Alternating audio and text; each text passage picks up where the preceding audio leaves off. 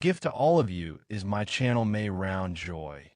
Today, I'm going to explain Blue Lock Season 3. And that just looks incredible. Isagi finally realizes that he can't be chilling on the ground and gets up and compliments Kaiser's stalling before calling him a clown. Kaiser is looking furious as he tells Isagi not to interfere. He says that it's a duel between him and this fucking tongue, which was actually pretty funny. But Isagi just says that he doesn't care and that he will crush Rin. We get a close-up of Rin's eyes as he says that he now understands the psychology that leads him to the flow state. He says that it's the desire to bring out the best in his enemies and destroy them. He calls it an impulse that comes from his deep-seated desire to risk his life to destroy an amazing person. This means that Rin's flow is extremely similar to Sei's, but compared to Sei, who wants to destroy players beautifully, Rin wants to shame and embarrass them by bringing out their best. He also thinks back to the U20 game, and says that he was able to raise his performance to such a level in the U20 match because he threw everything at the strongest existence, which of course was Itoshi-sai at that moment. But now, in the Neo-Egoist League, before him is the guy he wants to kill, which is of course Isagi, as well as a nuisance who's standing in his way, which is Kaiser. Rin takes a step on the ground and says that the conditions are set. With his rage and dark aura, which we haven't seen in a while, decides to peek out as Rin rushes towards the two of them and says that all that's left for him is to have the courage to burn to death in this moment. He says that as we get closer to his eye, which is getting swollen by the darkness, as Rin is rushing towards them, Kaiser looks intensely at him and says that he's not going to fall for it. While Isagi charges in without even thinking twice about it, Rin notices this and is surprised by the fact that Kaiser decided not to charge him, saying that he wanted to destroy them both all at once. Kaiser is standing back and is actually looking really cool as he tells Rin that he will get bit by Isagi as well as the stray dogs. Now you might wonder who the stray dog that Kaiser was talking about is, and it's none other than Ness, who's looking super weird as he's coming closer to Rin. He looks furious based on his facial expression, and he asks them to let him join in with a raspy voice. In the middle of it, Ness actually manages to grab the ball away from Rin when he isn't concentrating on it, which really annoys him. Ness shoots away the ball, and Rin is just left thinking that he needs to get in a thicker fight to get the calm Emperor to fall for it. Ness, right off the bat, looks over towards Kaiser after clearing out the ball and asks him how it was with a desperate tone. On the other hand, Kaiser just looks annoyed as he's running past him while saying that he doesn't care at all and that he isn't Ness's master anymore, which comes as a shock to Ness. After that, we get a close-up of Rin's eyes while he's saying that it's still too lukewarm. The ball is soaring through the sky, and Karasu screams that it's a second ball and that they need to be the ones to grab it. They actually manage to do that as Charles cuts in between both Reichi and Kiora and steals the ball from them. His aura has finally decided to come back, as he knows that he can finally show off again while saying a skull emoji because you know he's just Charles. After that, we see Shidu, who's still getting manhandled by Kunigami. Anyway, he screams at Charles to pass towards him. While this is going on, however, we get into Kaiser's thoughts as he says that he now understands that Itoshi Rin's talent is definitely the most outstanding in Blue Lock in terms of an individual's skill level. While Isagi has continued to adapt and evolve to defeat this guy, as he says that, we see this incredible panel with Isagi placing his arm on Rin's chest while rushing ahead of him. He's even got some sort of steam around him. Now back to Kaiser, who thinks that if that's the case, then the center of the Blue Lock is the relationship between these two rivals. Charles is getting ready to throw away his pass as he says his final skull emoji, while Reichi is right beside him and is unable to do anything. Kaiser says that Isagi and Rin stealing the seats of the main characters created by them is his own impossible challenge. As we see now, as he blocks away Charles's pass with his own head, Charles can't believe his eyes and calls him annoying, while Kaiser tells him to get lost and calls him a side character. Charles isn't the only one who's annoyed, as Rin wasn't a fan of Kaiser's move either, but Isagi, on the other hand, says that he finally got it, the current state of the field. As he's got pieces flying around him in all directions, he says that the quality of Rin's movements has improved, and now only he can keep up with him. If that's the case, then Kaiser, who is less vigilant, will be able to move more easily, but when Kaiser attacks alone, Isagi just needs to attract attention like he did before. The ball falls down to Nanase, who has Corona right behind him, but none of them are important right now as we are still in Isagi's thoughts, and he says that if it stands out, Rin will again try to target his movements from behind, creating an infinite cycle, explaining that the power balance is so finely matched that when someone stands out, someone else crushes them, saying that he, Rin, and Kaiser are currently crushing each other like rock, paper, scissors, which means that with just one mistake, one spark of inspiration, and any of the three of them could score a goal. His pieces are starting to grow back into place as he says that he knows he sees it, and that the key to the next goal is a fourth piece that aims for the main characters other than the three of them, whether it is someone who will create a fatal crack in the field or force in a new set of values. As we see a single piece of Isagi's puzzle, we hear him say that he can't afford to lose that moment, and then we see a three-way panel of Isagi, Kaiser, and Rin. Isagi says that he will win with his own goal, Kaiser says that with his own goal, he will take it, and Rin says that with his own goal, he will kill them. And all of them are looking extremely determined to be the ones to grab the next goal. We get right into the action as we see Nanase firing off a pass to Rin, who's currently on a roll right now. Rin traps it like he's Nagi or something because this looks sick. Anyway, he tells Nanase to go and also calls him a weakling. After that, we see a small panel of Hiyori, Kiora, and Raichi, who, in sync, look at Rin with a feeling of fear as they know that the egoist Itoshi Rin is on his way. And the next panel is honestly so insane because just look at Rin. Rin doesn't even look human anymore, as his eyes are only focused on the goal and his tongue is fully out. He has the ball in his feet, as he only has one thing in his mind, which is to annihilate. Before him, we see Kurona, Hiyori, and Raichi all being in his way, not to mention the two loverbirds, Shidu and Kunigami, who are standing in the distance. After that, we see this absolutely wild panel, where Rin tries to get behind both Kurona and Hiyori. However, they aren't like the other background characters that you can get behind in a split second, as they are keeping him in check. Or in check might be the wrong word, as they are clinging to their lives trying to hold Rin back, as they are on both sides of him. Rin thinks that it's going too slow, and that's why he decides to send off an insane backheel pass to his right side where Tokimitsu is. Even though he already has his own fight with Ness, he manages to send away the ball to Nanase on the other side. Nanase gets the ball, and after that, from nowhere, Rin decides to send himself back, breaking through the hands of Hiyori and Kurona and leaving them totally confused. We see in these eyes that he has a plan in mind, as he simply says more. Now that Rin has gotten both Hiyori and Kurona out of the rhythm, he uses this as his chance to try and sneak behind them as he right away moves to Hiyori's side and runs past them. While doing so, he asks everyone to come at him as he is ready for a real challenge. Nanase, of course, has kept his eyes closed on Rin, and now that he is free, he sends away the ball to the superstar. Hiyori has managed to get some ground on Rin and is extremely close to Rin. Hiyori tries to make it harder for Rin to trap the ball from Nanase, but that has no effect on the hungry Itoshi Rin, who's looking so demonic. The ball is closing in on him, and to try and stop Rin from getting away with a shot, both Kurona and Raichi jump before him and try to block off his shooting angle. Rin watches the ball closely with his eyes being totally consumed by darkness and his tongue being free in the air. Just then, he stomps his foot on the ground and stops himself from moving any further, and instead of shooting the ball from Nanase, he traps it with his other foot. Kurona and Raichi couldn't believe their eyes, as they were almost certain that he would shoot. Rin still has Hiyori's back towards him, but he uses this to his advantage as he somehow manages to roll over Hiyori's back, while still having the ball practically glued to his feet. He gets on top of Hiyori's back before he rolls over, basically just using Hiyori as a straight tool for him. After that, he drags back his leg and is beginning to go into shooting position. Before him are both Kaiser and Isagi, who are trying their best to read Rin's every move, but it's not going as planned, as Kaiser can't believe Rin's movements and decision-making at all. However, it isn't only Kaiser, but Blue Lock's hero as well, as he says that he can't keep up with Rin, and just now he knows that Rin is in his range, and could score easily as he has a clear angle towards the top corner. Rin's eyes only got more serious, but the next thing shocked everyone, as instead of shooting a clear goal, he took the ball down to the ground. Both Isagi and Kaiser can't believe their eyes as they wonder why he didn't shoot, and that he could have scored if he had shot, so what was the reason for this? Rin, in the middle of the game, decides to crack his shoulder before saying that someone is wrong. After that, we see who he was talking to as a silhouette of his brother Itoshi Sei is standing right in front of him. Sei has his arms crossed and has the same aura that Rin has. Rin thinks that if Itoshi Sei had seen the goal he was going to make, he would still have said that it was too lukewarm.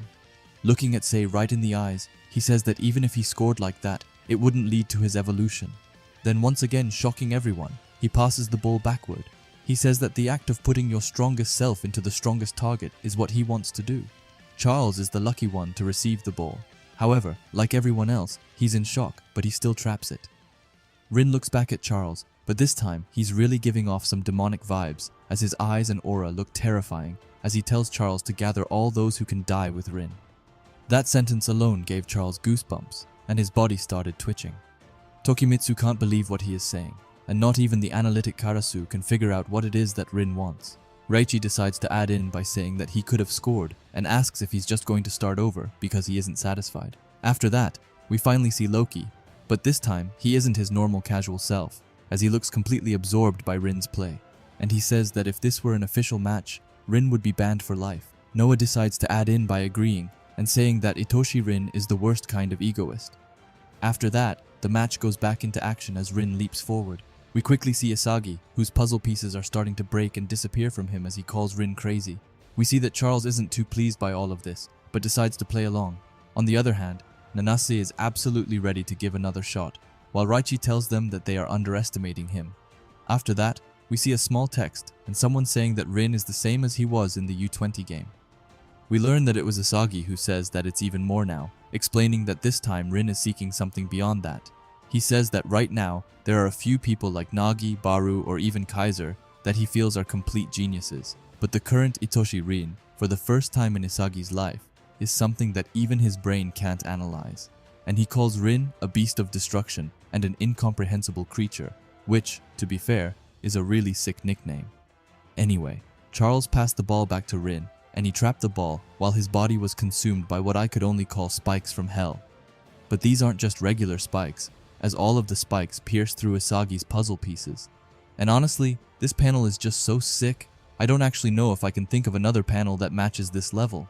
Like, just take a look at Rin, who looks so insane, and Isagi just looks a bit lost, and then of course Rin's spikes, which pierce right through Isagi's puzzle pieces. After that, we see Rin, who asks them all if they have ever played soccer with their lives on the line. He says this as he rushes towards them with the ball, this time being almost fully consumed by his dark aura. We then see this small panel of Hiyori, Reichi, and even Tokimitsu, a player from his own team. All of them look afraid and scared as Rin comes rushing toward them. Rin continues and asks if they have ever lived, believing that they would absolutely kill someone and devote everything to it, as he says that we see him absolutely devouring both Reichi and Hiyori, who can't even react to Rin, who dribbles past them. After that, we once again see a flashback to Rin playing with his toys. We also see the silhouette of Sei. After that, Rin asks for someone to give him the strongest illusion that surpasses even Itoshi Sei. He asks them to give it to him with their lives on the line. And once again, the author absolutely went crazy with the drawing, as I can't even describe it properly. Rin just looks like a beast, straight from hell, and Isagi sees this from afar and can't believe his eyes as he's totally stunned and is left wondering what to do next. And with that, we see Rin, who's doing everything in his power to keep the ball to himself. The commentator says, again, 3 times, the ball is with PXG, Blue Lock's number 1, Rin Itoshi. After that, we get a close-up of Rin's face, which is filled with a mix of determination, but also a ton of bloodlust. After that, we get a quick panel of Isagi, who says that he doesn't get Rin at all. He looks like he's lost in some alternative universe. The pieces around him start to dissolve as he wonders why Rin decided to abandon his goal in the last second, saying that he started from the beginning because the goal didn't suit him, wondering if Rin actually has gone crazy, even asking if Rin is an outright idiot or a monster. He looks at Rin and says that whatever it may be, it's for sure comprehensible. Rin passes the ball to Nanase, who has Corona right ahead of him, so he quickly sends it right back to Rin. But then again, we get back into Isagi's mind as he says that he can't read Rin for the life of him.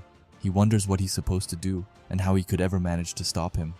We can clearly see in Isagi's eyes that he's beginning to feel irritated as he can't figure out what to do. He says that Rin's plays can't be predicted by logic and that his brain isn't working at all. This new Rin is something that Isagi has never faced before. This creature in front of him is an incomprehensible being, and if Isagi is honest, then he admits that he is actually scary. I would be as well, because just look at Rin in this state. The only visible parts of him are his glowing eyes, which add a striking contrast to his dark and furious aura, which is slowly but surely consuming Rin. Rin goes with the ball towards Isagi and looks him right in the eyes while asking him if this is all that he's got. Isagi only gets more fired up by this as he scratches his teeth and looks back annoyed.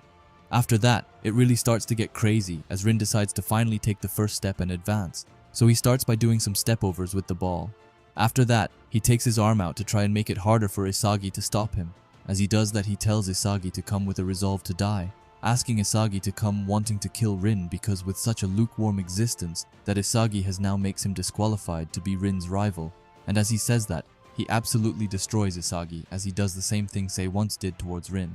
Rin did a backheel nutmeg on Isagi, who we can see is just lost. Like bro wasn't even able to react even a fraction to Rin's play.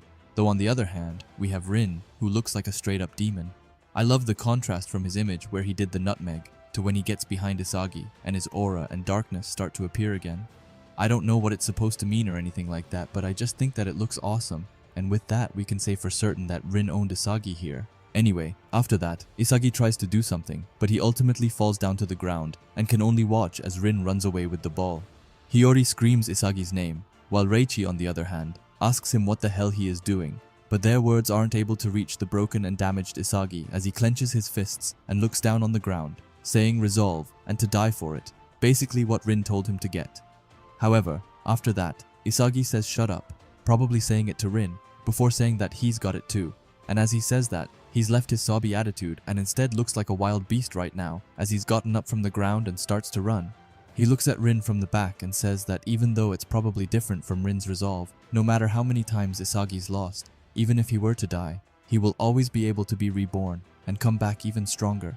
And in this small panel, we are able to see that Isagi's puzzle pieces are slowly but surely coming back to him as he says that he's Isagi Yoichi, the genius of adaptability.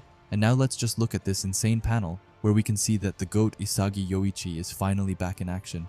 We see his pieces starting to work overtime to come up with a new strategy, and just look at the eyes, they are filled with determined and revenge. Anyway, after that, Rin passes the ball to his side where Charles lies. He calls him an incompetent contrarian and says that he doesn't need any more of his sloppy passes and tells Charles not to adjust them and to just smash it, putting his finger up and telling Charles to give him his impulse.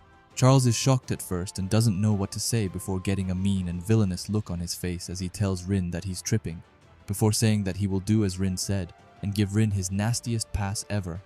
After that, his aura starts to once again make its appearance around Charles, and we can also see Loki in the corner whose eyes start to glow up with excitement as he says that this is good and that Charles is finally being guided. However, we quickly leave them and get to Reichi, who screams that PXG is coming and for everyone to get ready. But we also see Zantetsu, who uses his super acceleration to run into Kunigami and is trying to annoy him.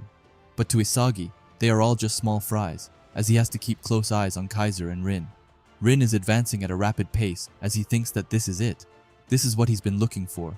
He says that they are broken and that this isn't soccer anymore, but that they should kill each other instead.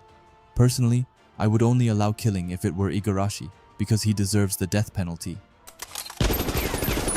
Anyway, Rin is coming close to Kaiser, and Charles, who has the ball, gets behind Kiora with a simple sidestep, but he still thinks that this isn't it yet. He starts running scary close to the line, but as he looks into the box and sees Rin and Kaiser, who are battling for their lives, he suddenly stops and takes the ball behind his other foot with his other one, and says that just for Rin, who's gone crazy, he deserves this Rabona cross. And this is just wild. Doing a Rabona in the most intense part of the attack is wild, but I can't imagine anyone else doing it than Charles, so I guess it makes sense. Anyway, he makes the cross, and from out of nowhere, Rin takes his hand on Kaiser's back and starts to run the wrong way, which completely shocks Kaiser. Anyway, the ball is flying over all of the players, and Reichi, who is watching it closely, says that PXG drew them closer in and then crossed the ball to a distant area, admitting that they got them. Hiyori, who is also watching this, thinks that this is a top-level technique and that the only one able to read this pass and react is Itoshi Rin. But this does not turn out to be true, as Rin gets company from our favorite freak in Blue Lock, Shido Ryusei, who comes in with wings behind his back and says that he's a special devil for Rin. Rin is shocked by this, but Shido, with a bright smile, says that he's come to kill Rin and even calls him an unofficial rival. Charles, watching this from the side, is ecstatic as he explains that the nastiest part of his cross is that it's a shooting point that both of them can reach, meaning they will most likely collide. He later tells them to go on and to kill each other, but that doesn't matter to them, as Shido looks super hyped up while Rin looks focused to the max. Thanks to Charles's incredible Rabona cross, it's now a death race for the goal. We also see Charles for a quick second, as he just looks ecstatic over what he's just managed to do. Hiyori looks over to Zantetsu and Kunigami, as he says that Zantetsu decided to block Kunigami's path, and also got uncomfortably close to Kunigami's body.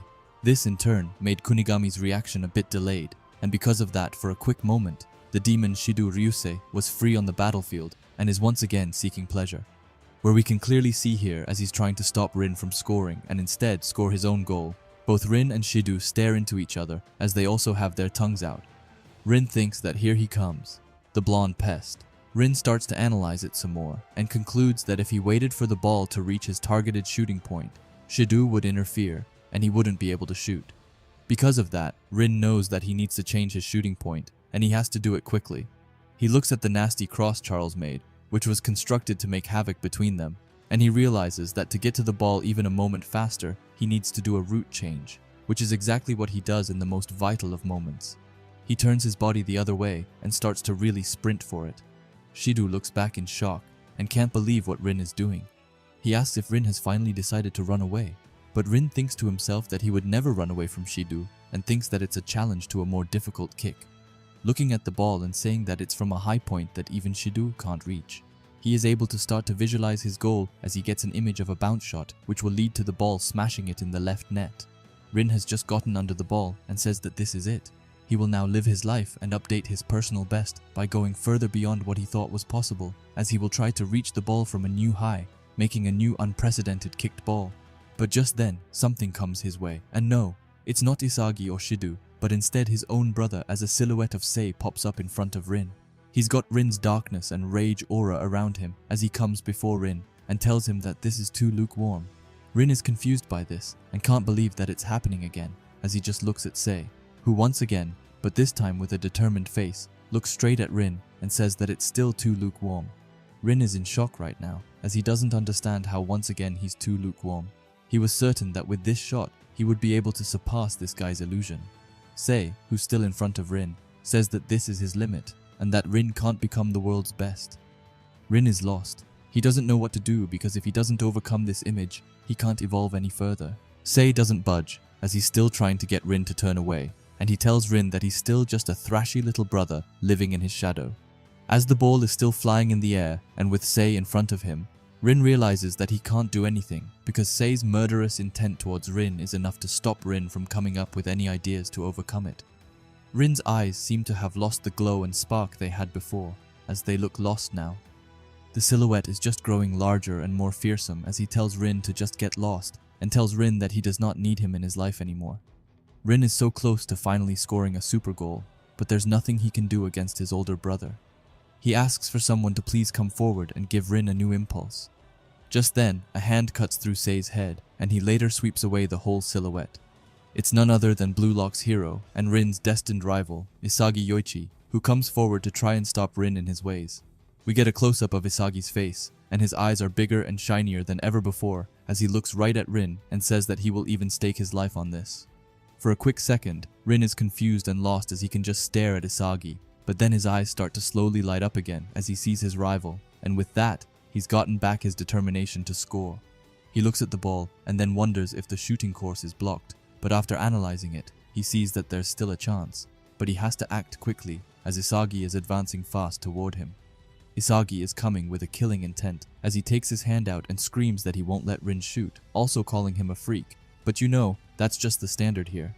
After that, Rin's eyes start to transform from his white normal eyes back to his dark and empty eyes.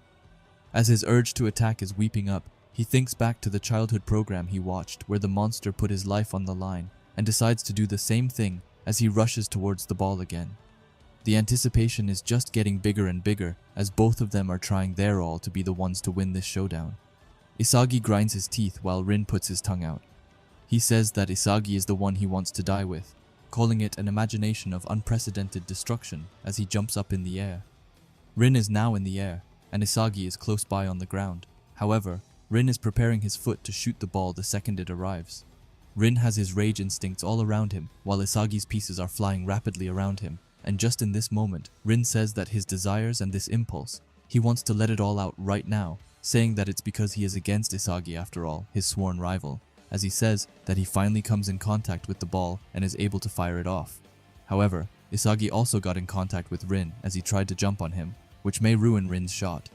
Anyway, the shot is coming closer and closer to the goal, and we see that Hiyori can't believe his eyes as Rin is able to fire it off while he and Isagi are colliding. Shidu behind Rin is also amazed that he managed to get a crazy crash shoot. We also see Raichi, who tried to get up and head away from the ball, but he wasn't able to, unfortunately. This makes it so that the only thing standing in Rin's way is Gagamaru. However, he is facing some trouble as he thought that Rin would shoot in the open left corner, but he instead shot a high-spec shot to the right corner beyond the crowd, and because of that, Gagamaru was unable to do anything, as Rin's shot finally goes into the goal and gives him his first goal in this match.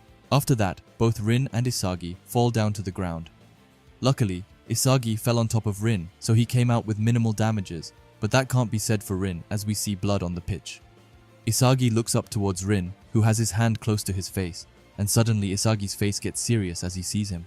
Rin, on the other hand, wonders what this feeling that he is getting is, saying that he's blown away as well as saying that it feels so good, as he says that we finally see his face, and we are able to see that Rin has blood coming out from his nose. It also looks like it's coming out some blood from his mouth as well. But that doesn't concern Rin the slightest, as he's in shock by this new and immense feeling he's gotten. The commentator asks the world to pay attention as, at the 11th hour, PXG ties the score and says that this is Blue Lock's #1 Rin Itoshi. We get a close-up of Rin's face, which has an ecstatic feeling to it, while Isagi is just looking at him in shock. Nanase is also looking at him and is amazed at his crash shot. But he isn't the only one, as Reichi and Karasu also can't understand what just went down. Out of nowhere, Charles starts to run towards Rin as he screams at him, telling him that he is out of his mind. Charles goes right by his side and starts to laugh at his nosebleed, while saying that his shot was just insane and incredible. After that, he tells Rin that he's definitely got some loose screw somewhere and says that he loves it, while also saying a devil emoji as the weirdo that he is, but Shidu overhears this and comes by. He asks Charles which one of them he likes better. After that, he gets an annoyed facial expression as he tells Rin that he just can't stand his personality or those lower lashes of his.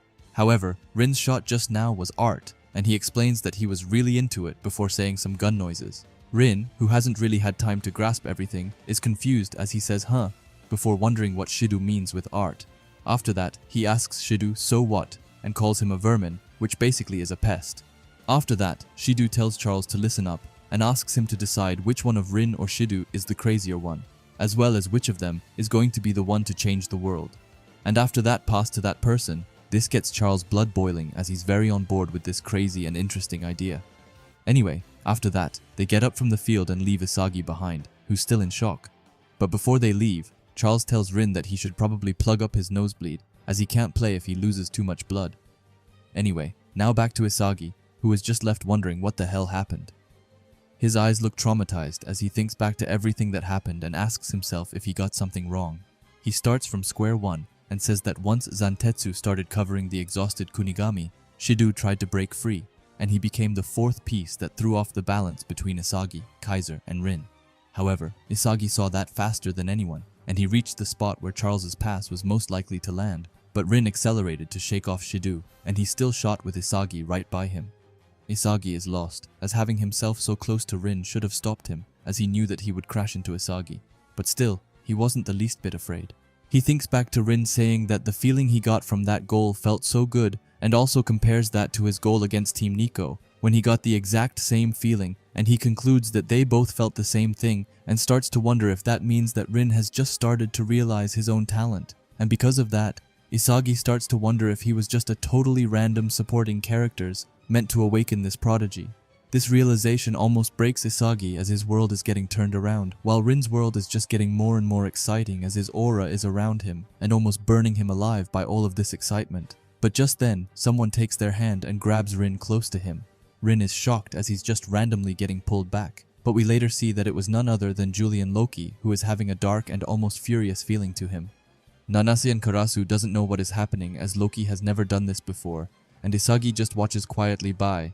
Rin, who's already quite annoyed, asks what this is about. Loki is having trouble remembering but says that he's pretty sure that they played against each other in the Blue Lock's third selection and asks if this is correct. Rin slaps away Loki's hand and says that it is and asks why he's wondering. Loki tells him that he's had to revise his opinion of Rin, saying that since Rin has become such an entrancing striker, he could even say that he's now a totally different person. Loki starts to smile a little as he thanks Rin for causing Charles to awaken, and then we just see Charles for a quick second, but it looks like he's frozen to ice by Loki's words. Anyway, after that, Loki says that he hadn't planned on taking the field, but it just seems too fun, and he tells Rin that it was he who made Loki want to play in this match. Loki's words shock Rin, as he can't believe it. All of the spectators are getting excited to have Loki come into the match, and the commentators say that Julian Loki, the Wonder Child, who has yet to play throughout the whole Neo-Egoist League, has declared he's taking the field. After that, we switch teams as we see Noah slowly taking off his jacket. He tells Loki that he joining is basically cheating and calls him a stupid brat before declaring that he is also going in. He looks at Kunigami and says that he's out, which is a good thing as he's really exhausted, but that's not all. He also says that there is another player on the verge of topping over, and that one is Corona Ranza, who is ordered to hit the bench. This comes as a shock to him, but he switches. After that, we see that the ones going in are himself as well as the fucking rat Gurimu Igarashi, who for some reason is getting called in. Even Igarashi himself can't believe it. Raichi is furious, and he starts to scream. Even the analytic master Karasu can't understand this plan, and both Isagi and Hiyori are in shock by this. Noah looks at the bald gremlin and says that it's time to go. Stand up, Super Sub, and tells him that it's his last chance to change his destiny. The rat screams yes, master, before saying hail to the standing Buddha and saying that he is ready to go in. After that, the new players take the field, and the commentators come on once again, saying that with a score of 2-2, the final match reaches its climax. The point from this last goal will determine the game, with both teams' masters in play and the game hitting its peak, who will score the last point and become the Neo-Egoist League champion. After that, Isagi hears someone calling his name, and he turns around to see that it is Rin. Rin, who has his back turned to Isagi, tells him that he is glad that he chose Isagi as his rival. This gets Isagi a bit irritated for some reason, but Rin, who takes his hand on his head like a classic anime villain, just tells Isagi to hate him, as it only makes him stronger. After that, he takes away his hand, looks Isagi straight in the eyes, and tells him that it's his duty to try and kill Rin until Isagi dies. This makes Isagi furious, and he starts grinding his teeth while in his head, asking Rin to shut up and calling him an arrogant prick before saying that he swears on this last goal that he will devour Rin back. And with that, we get this last awesome panel with Isagi burning up with frustration in the middle while he has Kaiser, Shidu, the rat, Hiyori, and Ness behind him. And then we get right into it by seeing Ego sitting in his chair while closely analyzing the Bastard vs PXG game. He says that Rin Itoshi has now lit a fire in the final match. We then get a close-up of Ego, and it feels like it's been decades since we last saw him, but I'm glad to finally see him eating his noodles as always. He's also got some company from Henri, who says that she can't believe that Julian Loki actually wants to take the field as he hasn't played once up until now, also saying that their viewers just spiked, telling Ego that they are the #1 trending topic on social media worldwide, which is just crazy. Ego, who's finished his noodles and is currently slurping the juice, says that it's the herd mentality and that the world just wants to witness a hero and geniuses attract one another. He puts his noodle cup down as he says that at the hottest place in the world, they're about to see an incredible finale. But then, out of nowhere, his mood switches into a much more sinister vibe as he says not to be misjudged and to not fly too high, looking at his players and telling them not to dare try and become geniuses, and also calls them his little prodigies, which is quite sweet. Anyway, after that, we get to Isagi, who's actually burning up with a mix of rage but also determination to stop Rin to whatever the prize may be. After that, we see Loki, and the commentators review what has just happened, as they say that PXG has swapped out their defender Gabin and swapped in their master Loki, saying that this is an ultra-specialized finisher attack formation. However, on the other side, Bastard Munshin has swapped out 2 players. Those are Rensuke Kunigami and Ranze Corona to replace those heaters. We have Master Noah. And for some reason, the rat himself, Gurimu Igarashi, just looking at him makes me mad, to be fully honest. However, that's not all, as they say, regarding the contact play during the goal attempt, and for tackling a player after the ball had been kicked. Yoichi Isagi has been given a yellow card, forcing him to be a lot more careful in his plays. However, in his mind, he just tells the commentators to shut the hell up, which is so like him. While he's walking around on the field, he thinks back to what Rin said to him, about him having a duty to try and kill Rin until the very end. He then looks back at Rin, who's also walking. As he has his eyes on Rin's back, he tells him to bite Isagi and calls him a freak, telling him that he isn't some stepping stone for Rin's evolution. He finally looks pumped up to the max as he thinks that his life doesn't exist to serve Rin's. After that, we get a look at the spectators who are going crazy while watching. However, they aren't relevant as we see Isagi's true and first fan watching the game, who has a kind of worried expression on his face as he sends his prayers to Isagi. And then the commentators say that the next point will be the last goal, which determines the game, wondering what kind of finale they will witness during the Masters' 3 minutes of the Star Change system, with the score being tied 2-2 in the final match of the Neo-Egoist League. The whole world is watching as this last battle starts. After that, we get this insane panel of the restart of the match, and Noah passing the ball to the fired Isagi, who says that he will win with his own goal. Now, as I said, Isagi has the ball and Noah on his side. Going up to contest them, we have Shido who's standing before them and watching for their move. Isagi and Noah look at each other, and Isagi says that as he has Noah here for these 3 minutes, he will prove to everyone that he is a genius too, which was the exact same thing Ego told them not to do, so not to be that guy. But I have a feeling that it's not going to go the way Isagi has it planned to go. Anyway, Isagi sends away his pass to Noah, who traps it with his right leg, and after that, Isagi sneaks behind Shido while saying that the level of play right now is undeniably world-class, and that the adaptability genius Yoichi Isagi is gonna control the field. As he says that Noah sends the ball back, and Isagi makes a little jump as he traps it. We can also see that his puzzle pieces are starting to really get active around him. But out of nowhere, it's like a lightning came across Isagi and stole the ball, leaving him speechless, before looking to his right, where we see the Wonder Child and PXG's master, Julian Loki, who is able to just simply sweep away the ball from Isagi. Loki still has lightning coming off him, as he calls Isagi's trap weak and way too slow. He gets a dark aura and feel to him as he looks back to Isagi, and tells him that the slow ones die first and calls it the law of nature. Isagi still hasn't grasped what happened, and looks at Loki in shock. Now that Loki has the ball, he's faced with both Raichi and Hiyori before him, but he simply just says okay, and that it's time to blast off. And blast off, he definitely does, as he uses his ability called God Warp to completely blitz through Raichi and Hiyori, who wasn't even able to react. Raichi, who's looking back, can't believe how fast Loki is. And Hiyori, who's also totally amazed, says that his stride is completely nuts. Even Isagi jumps in here, as he asks if Loki is even real. Loki gets behind another player which looks like Kiora, but Isagi is watching this and says that thinking and logic are meaningless here. No matter how much he tries to get stronger bit by bit, this is the abuse of physical talent. Loki's insane pure speed. The defenders of Bastard Munchen quickly realize that going one-on-one with Loki will never work and say that they need at least 2 guys on him. But just as Loki reaches them, he passes to his side where the beast and monster lie. And I'm of course talking about Rin.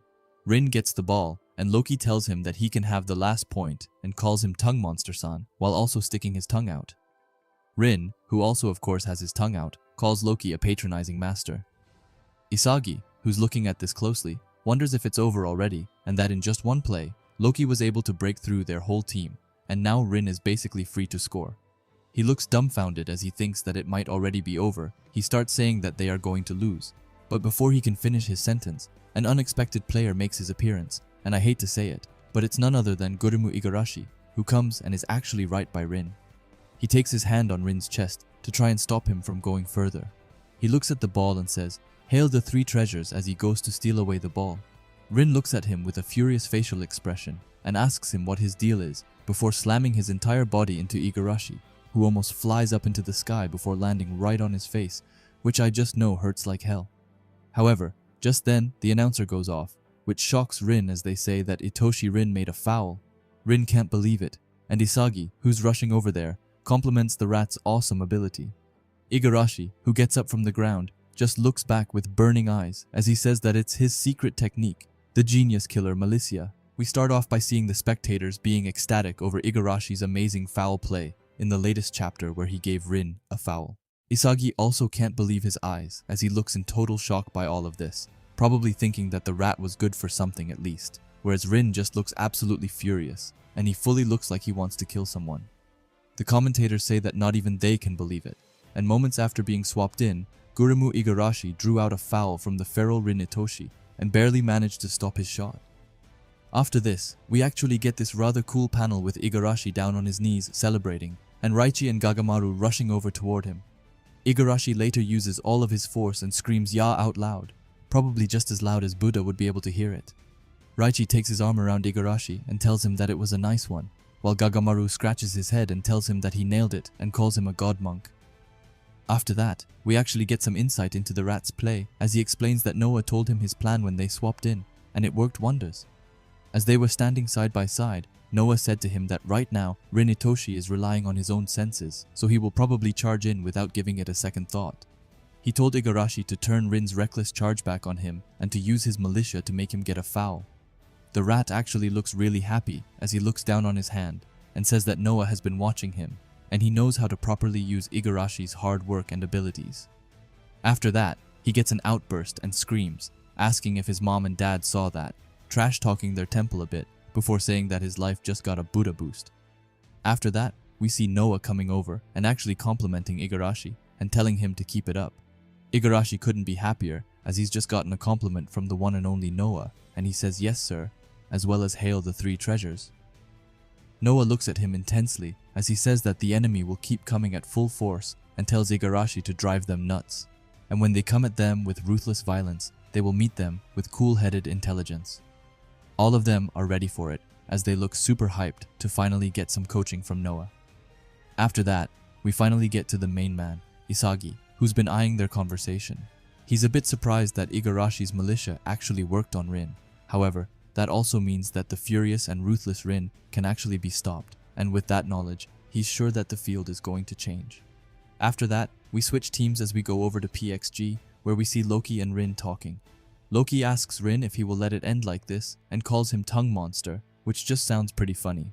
Anyway, Rin gets an intense look as he tells him to shut up and that the next time he will curse that monk to death, which I can get behind on. Anyway, with that, the match restarts and Igarashi kicks the ball. He passes it to Noah, who's got a burning aura around him as he traps the ball. It's quite fancy, I would say. As Noah has the ball, he tells Bastard Munchin to go, and for them to follow his lead. Kaiser just replies with okay and calls him a shitty master, but that's actually quite a calm response coming from Kaiser. And then it begins for real, as Noah is getting company right off the bat, as we see Shidu asking Noah to have a dance with him, as well as Charles joining in to pincer Noah together with Shidu. Shidu takes his hand on Noah's shoulder to get him off balance, while Charles tries to sneak under and take the ball. But Noah handles them flawlessly as he simply sweeps the ball to his left side to secure it. After that, he says go, and then right away we see Kaiser running on his right side. So Noah then takes back the ball and actually gets off a nutmeg pass under Charles. After Kaiser gets the ball, Noah runs past both Shidu and Charles, which lets Kaiser send the ball back. Isagi is looking at them amazed and says that Noah drew both Shidu and Charles in to then make a nutmeg pass, saying that it's a direct 1-2 pass and that the two of them managed to just get past 3 defenders. However, he felt a little bit left out of it as he says that he doesn't want to be on the sideline anymore as he's going to coordinate with them, as we can see here as he ran right by Kaiser. As they are running, Noah passes the ball over to them. However, it's not going as Isagi wants, as Kaiser uses him as bait for Zantetsu and gets the ball himself. After that, they hear a familiar voice saying that the reason he joined the league was not for the team, but instead to awaken Kaiser's true ego. It's Noah who's saying this, and both Kaiser and Isagi freeze up at this. Noah explains that what he truly wants is a rival who poses a threat to him. Someone like that would force Noah himself to evolve further and produce an entirely new him, saying that what he wants is to be even stronger. And wow, we just got Noah's true ego, which is far greedier than I could have ever thought. Just look at him as he hungers for the next one to even come close to challenging him. Not even the masters are enough for this beast. He looks so demonic as he traps the ball he just got from Kaiser. As I said before, Kaiser and Isagi can hardly believe it, as Kaiser is shocked at the mere fact of Noah being able to become stronger. However, as Noah is running on the pitch, someone comes in his way, and it's none other than Tokimitsu, who, with a scared voice, says that he will stop him. Tokimitsu looks terrified as he says that he's got to stop Noah or else it's over. However, I would be terrified as well, because just look at Noah in this panel. He looks like an absolute monster, and Tokimitsu can't believe that he has to be the one to stop him. But surely enough, he takes his courage and charges in. He grabs Noah's shirt, which makes him fall to the floor, which just looks like it hurts. Not the prettiest of plays maybe, but he did what was necessary. Isagi is in shock by this, and then the speakers go off as they announce that Tokimitsu just made a malicious foul, and because of that, they are giving him a yellow card. Tokimitsu right away falls to his knees because of the yellow card, but Nanas rushes over and ensures him that he had no choice, and that they would have been done for if he didn't. However, if we look a bit to the left, we see Isagi, who looks absolutely lost and heartbroken as he says that Noah doesn't care about him at all. He looks destroyed as he says that he was only planning to use him to help evolve Kaiser further. And if this wasn't bad enough, Then Rin just sees Isagi as a rival to help him grow and achieve his own goals, and he finally concludes that to the world, he's just a second-rate stepping stone to help create heroes, which must have been such a crushing reality to find yourself in. After that, we see Noah holding the ball up towards Kaiser and telling him to finish it, as this is a 29-meter free kick just for him. Kaiser walks towards it, as he says that it's time for Kaiser's impact, but not just that, as his eyes are burning with excitement as he tells Noah to back off. However, he isn't the only one with burning eyes, as we see Isagi, whose eyes are also starting to glow and burn up, as he thinks back to what he said and says that it's bullshit, and that he will crush all of them, and with that, we end the chapter with Kaiser getting ready for his free kick. The commentator says that it's now Bastard Munchen's free kick opportunity, and that the kicker is the new Emperor Michael Kaiser. After that, we get a close-up of Kaiser's eyes, which looked filled with frustration, as he calls Noah a shitty master, and asks him if it's true that since the beginning, Noah has just been participating in this league, just to make Kaiser evolve. Noah, who was already walking away, turns around and looks at Kaiser while telling him that it's true. Kaiser continues saying that Noah guided Isagi just to try and stimulate Kaiser, and Noah says that he is spot on. We see that the wall is beginning to build up as we have Tokimitsu, Zantetsu, and Karasu in the wall.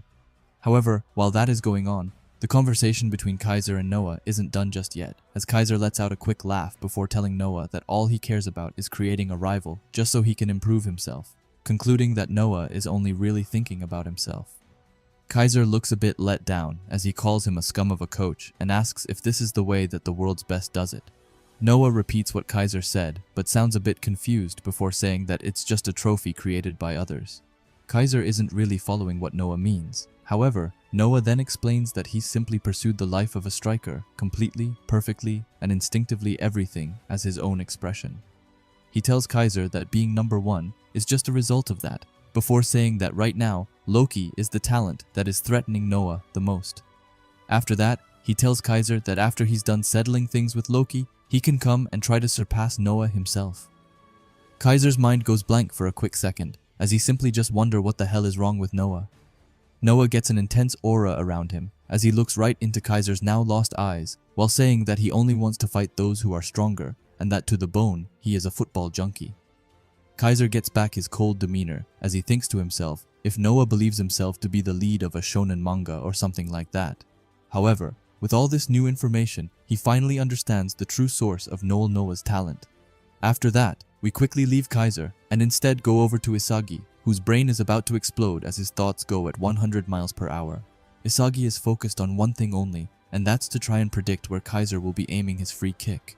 He stands before the goal and thinks that if he were to steal Kaiser's goal from here, then he'd either push in the rebound of his shot, or if not that, then he could change the trajectory of the shot to score. Isagi thinks that either way, he has to read whether it's going to the right corner or the left, as well as if Kaiser is going to put the same backspin as before. However, he starts to think that maybe this time, Kaiser will make a feint and smash it straight into the right corner with all his might. He looks at Kaiser and knows that if he reacts after Kaiser shoots, then there's no way that he will make it in time. So instead of reacting after Kaiser has shot, he has to predict right or left, and then bet on the place that he thinks Kaiser will shoot on, so that he can start running first. Isagi is in a gamble with Kaiser's thoughts. Kaiser has placed the ball down on the ground as he looks forward intensely, as he thinks that he won't live the way that Noah wants him to. He thinks that Noah probably wants him to be his rival within Bastard Munchen, but Kaiser won't fall for that story, as he says that he himself will create his own new story. Kaiser closes his eyes and says that he is finally feeling his zero self. He says that his zero self is just a pathetic thing that only wants to be loved. He calls it a worthless piece of trash that can only live by hurting others and waiting to be loved. However, this time around it's different, as he refers himself to Michael and tells himself to come on, and instead, aim for the love.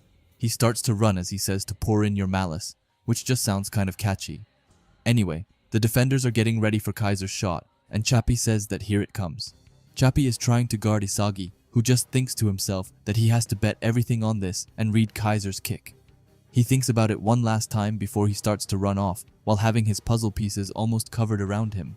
Kaiser runs towards the ball and is getting into shooting range when his aura starts to reappear again, and then he fires off an absolute killer free kick, which, lucky for Isagi, is heading for the left corner, which is just what Isagi predicted. The ball is getting closer to the goal, and Isagi starts to wonder if the goalkeeper reads it as well. However, it does not matter, as he says that if he hits the kick and deflects it, then Isagi can still come in and finish it off with his 2 gun volleys. However, as he glances at the ball again, he realizes something as he sees the ball starting to curve like crazy. He's confused for a second, as he says that this is a much more extreme curve than before, which is something that even Isagi is having a hard time believing, as he finally realizes that Kaiser's aiming for the right corner while pretending to go for the left. Isagi can't believe it, as he says that Kaiser got him. However, when he hears something behind him, he looks back and is shocked to see Loki starting to sprint like a wild man. Isagi can't quite understand what it is that Loki wants to do, as he's moving after he saw where the ball was going. However, after seeing Loki coming closer and closer, he finally gets what it is that Loki is trying to do. However, it's so absurd that he can't believe it and says that Loki's got to be kidding. However, as he sees Loki getting closer and closer, his face suddenly goes totally blank as he sees Loki somehow just in time reaching the ball and blocking it from going in with his left leg. Both Isagi and Kaiser can't believe it, as they say that this is not human speed. On top of that, Kaiser is furious, as his chance to prove himself just got blocked, and Isagi doesn't quite know what to say, as he just says that this can't be explained by logic and that this is what the world calls a prodigy. After that, we see Loki, who's just gotten back on the ground and is hitting an insanely hard pose. However, we then get a close-up of his eyes, which were filled with a feeling that I can't really put into words. They look somehow reborn and filled with a bright glow. With Kaiser's kick gone, Loki ends the chapter by calling the Kaiser impact too slow, which is the wildest thing he could ever say, as the Kaiser impact has been praised as one of the fastest kicks, if not the fastest in the series. We start off by hearing what the commentators have to say after Loki's incredible save of Kaiser's free kick in the last chapter. Anyway, they say that the divinely fast wonder child Loki just stopped the Kaiser impact with his superhuman speed. And then we get a quick panel off Loki, who's got a big smirk on his face. Someone who's definitely not got a smirk on his face is Kaiser, who looks furious as he says damn it. After we see Kaiser being salty, we see Isagi, who's just blown away by all of this as he looks at Loki with a stone expression. He thinks to himself that Loki was able to react after he saw it and still stopped it, which is just wild. Moving on, we go to the PXG players as Nanase screams that the second ball is coming. Karasu hears this and goes straight into action as he jumps up and heads away the ball to Zantetsu. Zantetsu gets the ball just where he wants it and compliments Karasu. Karasu then says, "Time for your stupid speed," which I would assume means time for your stupid speed. But as he and Hiroi had a bit of an accent, it came out weird. And then Zantetsu, out of nowhere, says that he is on his weight, which just doesn't make sense. And it made me laugh more than I should have. Anyway, Zantetsu really proves his weight later as he uses his jet counter to absolutely sprint through the Bayern Munich players. He gets behind Ness in no more than a second, and Ness can't believe it as he just thinks that Zantetsu is too fast. Raichi, also on the defense, screams at everyone not to rush in and instead play for time. Kiora adds an insane amount to this critical conversation as he just says, "K." That's the classic Kiora, which we love. Anyway, behind Zantetsu, we have Isagi, who's watching everything carefully when suddenly he gets into his mind and asks himself what really is a genius. He says that up until now he's automatically thought of anyone amazing as a genius, but after seeing Loki's insane speed just now, he feels like labeling him a genius just doesn't cover it. His brain starts to work overtime as he knows that he has to analyze it to win, as it's crucial for him to understand the concept of genius. He continues and says that regardless of how much logic he's accumulated, a genius is someone who can transcend all that with their unimaginable playstyle. In that case, Rin is absolutely on the level of a genius, and then the same goes for Noah, but then he starts to think about himself and wonders what he is. However, he leaves his thoughts for a quick second as he runs to Noah's side and screams, "Master Noah!" He gets Noah's attention and asks him what he should do in this situation. Noah, just with a blank expression, looks at him before saying that he clearly asked Isagi to bring him a winning theory. Isagi is a bit shocked and caught off guard by this, but Noah explains that he is only interested in those who seek to best him, and right now he feels nothing from Isagi. Isagi's face quickly goes right into despair as he looks legit crushed by this. But then he goes back into his mind and says, "So that's it. Geniuses aren't logical. They fascinate people by living however they want and naturally become the centers of the soccer world." Those are the sort of people it refers to, however, as he's figured that out. He ends it by saying that if that's the case, then he is no genius. His puzzle pieces start to slowly fade away around him, as he says that he is someone who only continually adapts to geniuses and calls himself a talented learner. After that, we leave our favorite boy and see Charles, who's going crazy on the field. Managed to dribble away Raichi, and after that, he looked with a determined face and said that it was time for another round for the strikers, and of course adding that devil emoji like usual. Anyway, after that, he sends away a cross-up on the field, and it looks like it's heading to Shidu as he says, "Good one, Charboy." However, he gets company right off the bat as Kaiser comes in and says that it's not happening on his watch, and also calls them a shitty perv hotline, which sounds a bit weird as Charles is only 15. Anyway, after that, we see a quick panel with a tongue sticking out, which could only mean that it's the freak Itoshi Rin who calls Kaiser tepid and also calls him a blue rose, which is just so dope. Anyway, Rin comes before both Kaiser and Shidu and makes a flawless trap while saying that this hotline is for him and the contrarian.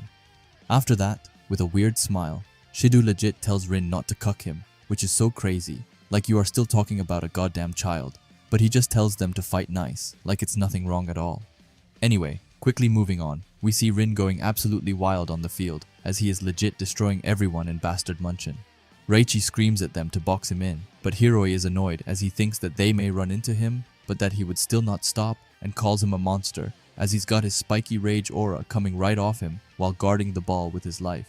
However, after that, the rat comes before Rin, and he tells Rin nope, and also says, "Hail the three treasures," like he always does. Anyway, as Rin gets closer, he also says that his brakes are busted and calls him a tongue boy. Rin, who's totally obsessed with this new flow of himself, just says you before he bashes into Igarashi's body and slams him onto the ground. Right when Igarashi's body makes contact with the ground, the speaker goes off, and they say that Gurumu Igarashi is down once more.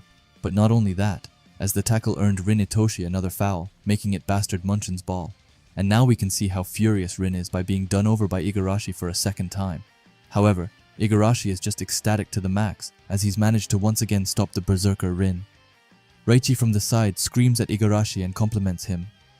Hiyori is dipping sweat from his face as he says that Igarashi stopped him, but just barely this time. But if we look a bit further away, we see Isagi, who's just standing still like a statue. He is quiet for a while before he says that if all he can do is just brush up his talent, then how can he ever hope to win against these geniuses? He thinks back to his time in Blue Lock and says that this is how he's always fought. He's used his eyes and brain to read the enemy's movements and then get one step ahead of everyone else. He's simply won using logic, and with that, he realizes that he isn't actually special at all, as anyone could imagine these things. In fact, he only developed his direct shot weapon through persistent effort and then made it his own, one step at a time. But that was enough, until now, that is. He's managed to scrape by with his average talent, but the arena of the world's best strikers is swarming with geniuses. Physical abilities beyond anything he could have imagined, incomprehensible impulses to score goals, and unhuman philosophies. All of those amazing guys have those things naturally, and if this is a stage where only geniuses can survive, then he will definitely disappear here. In the end, what he was doing can all be explained logically. His power of imagination won't let him survive what lies ahead. However, he still wants to beat Rin, and he also wants to be the best in the world. However, right now, he can't even imagine himself winning. He says this heartbreaking line as he feels tons of tears rolling down his face as he doesn't know what to do anymore. However, someone who knows his ego, who we go to now, he says that this is it, Yoichi Isagi. That wall of the talented will become your stepping stone, and the truth of the world of talent is that it's hopelessly illogical, but only those who have reached that can discover a new path. He puts his finger in front of his face, which is filled with a furious aura, as he has a glowing and burning fire coming out of his eyes, as he says that it's time to learn the formula for evolution, Yoichi Isagi. We start off with seeing some rather interesting characters, but we also have Ego, who's going to give us a lecture on DNA. He says that as a general rule, all organisms are born after receiving half of their mother and father's genes. However, there are occasionally copy errors, and a child is born with a trait that neither of its parents possesses, for example, extreme smallness, height, speed, or sensitivity of feeling. In most cases, that child is singled out for being different or cannot compete with others, and so is culled out without passing on their genes. However, in very rare instances, that trait happens to be advantageously susceptible to their environment. That gene proliferates through natural selection, and the trait that was once a mutation becomes a new standard for the species. After that, these genetic cycles repeat over and over again until the original species has become a totally different creature. We then see Ego, who looks down at his hand and says that this is evolution.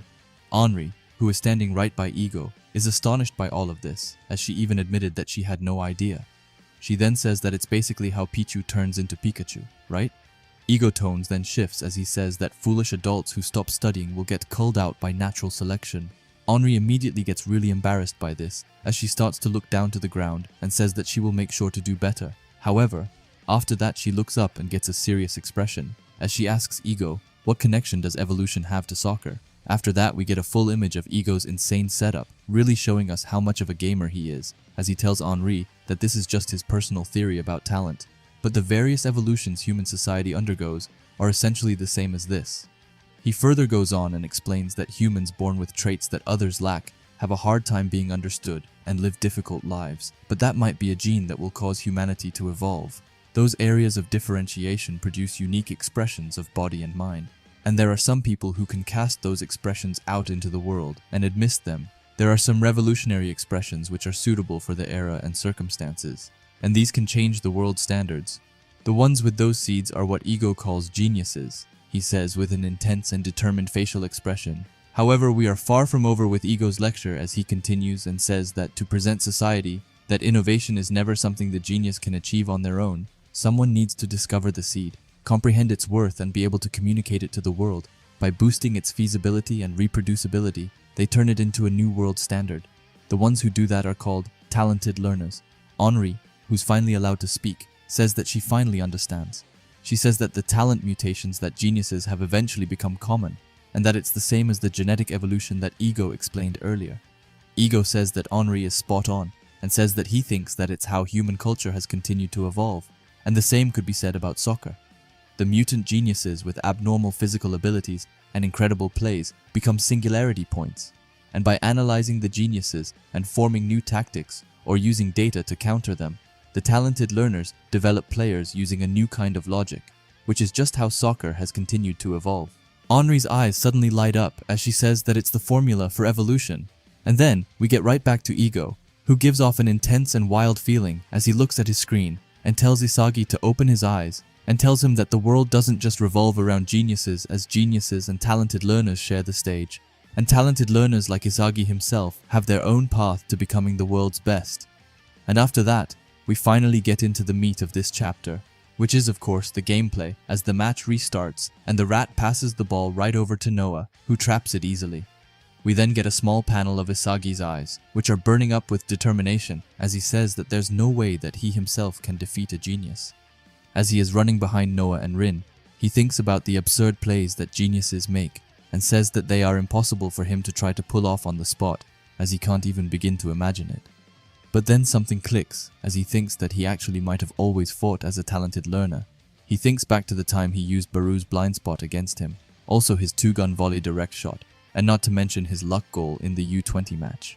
He thinks about all of this as he says that he has analyzed somebody's talent, copied it, and then made his own arrangements based on predictions, thinking that he has stolen from everyone else and still barely scraped by. His facial expression looks furious as he grinds his teeth while thinking that he doesn't have enough originality to create something from zero, saying that he is a genuine second-rate talented learner. After that, we see Rin, who tries to get the ball away from Noah, but Noah just in time sends it over to Kaiser, who alongside Noah does some passes back and forth with Kaiser. Isagi then thinks that this game just revolves around the geniuses and that the world is waiting for another super goal. Isagi is starting to look a bit lost and afraid as he thinks that nobody's going to pass to a second-rate player like himself and that he needs to steal it for himself. But just as he was in his mind, he noticed something to his right. It was Loki who was coming with his godly speed. Isagi was shocked, as even though he just seen Loki by his side, he was now all the way up on the field thanks to his insane speed. And because of that, Isagi realizes that this is on a whole other level. He looks lost as he looks at Loki while saying that he doesn't have a chance in hell. Loki manages to actually catch up to a pass sent by Kaiser to Noah, which means that PXG has the ball and is going all out for an attack. But we aren't done with Isagi just yet. While that happened, he looked at Loki closely and thought that between him and the geniuses lies an unsurpassable genetic wall of talent. It looks like time stops for Isagi as he realizes it, and he looks crushed to the max as he says that God is so unfair. However, he wasn't all alone in this thought. As he hears someone to his right, he looks over and sees Kaiser, who's screaming his heart out.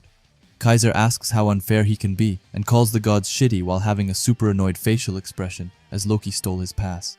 But this changes things as Isagi hears it. But to a start, he is so confused by Kaiser's words. He looks over at Kaiser and wonders why Kaiser would be saying such a thing, as it was exactly what Isagi was thinking. He says that it's bullshit, and that Kaiser is a genius like them, asking him in his mind if he isn't. He says that, unlike Isagi, Kaiser is actually able to hold his own against the other geniuses. But then, as Isagi's puzzle pieces start to spin like crazy, something clicks for him as he finally figures it out. He looks intensely at Kaiser and asks if it could be true that he is at the same level as Isagi, and if Kaiser is also a talented learner just like Isagi. To end it off, we see this amazing panel with Isagi's puzzle pieces floating right by Kaiser and some of his iconic moments on them. Thanks for watching our video. We will show you the rest in our next video.